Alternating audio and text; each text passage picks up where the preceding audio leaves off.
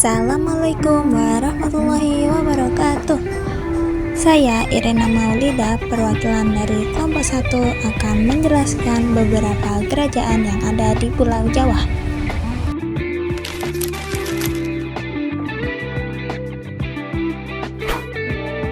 Kerajaan yang pertama yaitu Kerajaan Mataram Islam.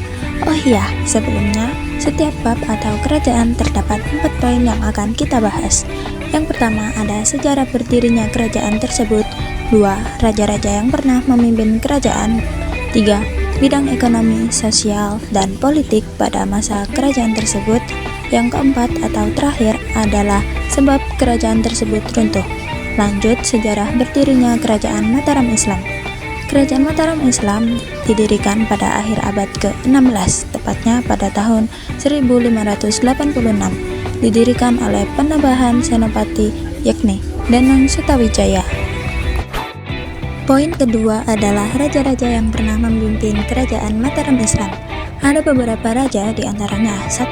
Sutawijaya atau Penabahan Senopati tahun 1575 hingga 1601. 2. Raden Mas Jolang atau Prabu Hanyokroowati tahun 1601 hingga 1613. 3. Raden Mas Rangsang atau Sultan Agung tahun 1613 hingga 1645. Masa kejayaan Kerajaan Mataram Islam adalah saat dipimpin oleh Raden Mas Rangsang atau Sultan Agung. Saat dipimpin beliau, Kerajaan Mataram berhasil memperluas wilayah sampai ke daerah pesisir Madura dan Surabaya. Poin ketiga, bidang ekonomi, sosial, dan politik Kerajaan Mataram. Yang pertama, bidang ekonomi. Bidang ekonomi Kerajaan Mataram sangat bergantung pada pertanian dan perdagangan. Kedua, bidang sosial. Bidang sosial Kerajaan Mataram bersirikan struktur feodal serta kehidupan yang dipengaruhi kuat oleh perpaduan tradisi Jawa dan ajaran Islam.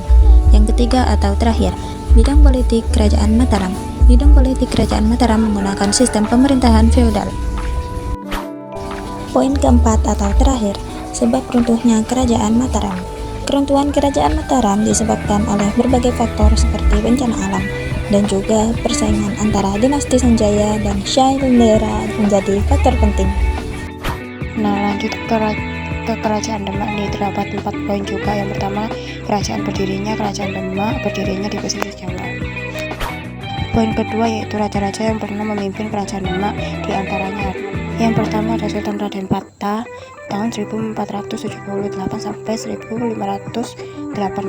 Yang kedua ada Sultan Fatih Unus tahun 1518 sampai 1521. Yang ketiga ada Sultan Trenggana tahun 1546 sampai 1549. Dan yang kelima ada Sultan Arya Penangsang tahun 1549 sampai 1454. Dan masa paling jaya Kerajaan Demak ialah saat dipimpin oleh Sultan Trenggana. Poin ketiganya yakni di bidang ekonomi, sosial, dan politik. Ekonomi pada masa Kerajaan Demak berbasis pertanian dan perdagangan maritim yang maju, didukung lokasi strategis di pesisir utara Jawa Barat, pusat perniagaan dan pelabuhan transit. Kehidupan sosialnya ditandai perpaduan tradisi lokal dan ajaran Islam dengan peran besar Wali Songo dalam penyebaran agama serta pengawasan di kehidupan masyarakat. Secara politik, Demak tampil sebagai pusat kekuasaan Islam di Jawa, memperluas pengaruh ke wilayah pesisir dan aktif melawan Portugis untuk menjaga jalur perdagangan. Poin terakhir nih, sebab runtuhnya Kerajaan Demak.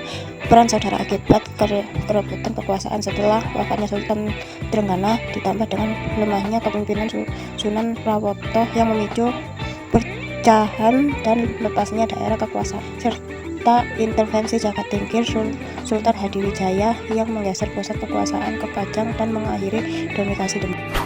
Lanjut ke kerajaan terakhir yaitu Kerajaan Banten. Terdapat 4 poin juga. Yang pertama, sejarah berdirinya Kerajaan Banten berdiri pada abad ke-16. Awalnya merupakan wilayah kekuasaan Kerajaan Sunda setelah penaklukan Sunda Kelapa oleh Fathahillah 1527. Banten dijadikan basis kekuasaan Islam. Pendiri sekaligus raja pertama adalah Sultan Maulana Hasanuddin, putra Sunan Gunung Jati.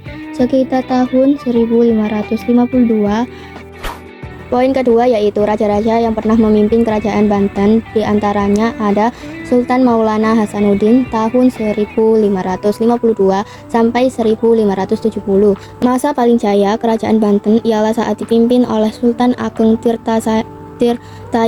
Beliau berjasa memajukan pertanian, perdagangan internasional, memperkuat militer atau angkatan laut, membangun pusat pemerintahan baru dan gigih melawan Vois.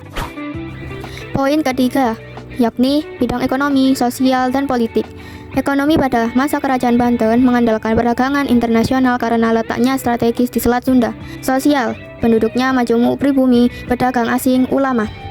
Islam berkembang pesat melalui peran ulama dan pesantren. Politik, sistem pemerintahan berbentuk kerajaan Islam dengan sultan sebagai pemimpin. Poin terakhir nih, sebab runtuhnya kerajaan Banten.